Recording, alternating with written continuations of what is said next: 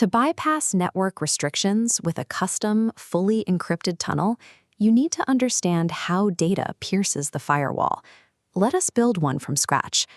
Every advanced tunneling method we test today relies on a single foundation, generating a specific set of verified server credentials. Open your web browser and search for the OpenVPN SSH creation portal.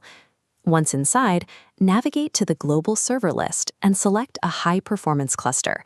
For this setup, choose the France Genius 5 SV. In the account generation form, enter a memorable username and a secure password. Leave the bug/SNI dropdown configuration set exactly to custom. When the success screen appears, copy your new server IP address, the username, and the password into your clipboard. You will need these immediately.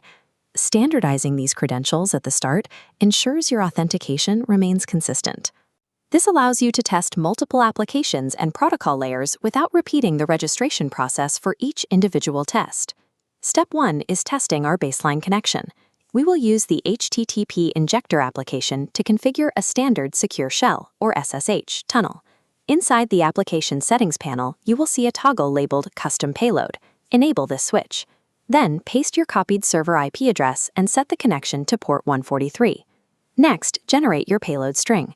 Enter a standard domain name, set the request method to connect, and ensure the injection parameters are set to normal.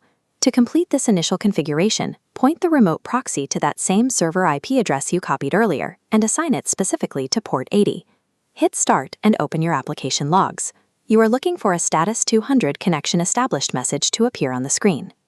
Securing a status 200 log entry confirms your credentials provide a valid connection to the server.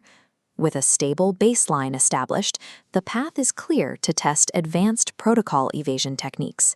If local firewalls block standard SSH connections, the WebSocket HTTP protocol serves as a highly effective fallback strategy. To initiate the WebSocket, open your port settings. Shift the SSH port down from 143 to 80, while keeping the proxy port matched at 80. This diagram illustrates the protocol switch, transforming its shape to slip past the firewall. In your logs, this successful handshake appears as a status 101 switching protocols entry. Our third method utilizes the Stunnel SNI protocol to wrap the connection in a dense layer of TLS encryption.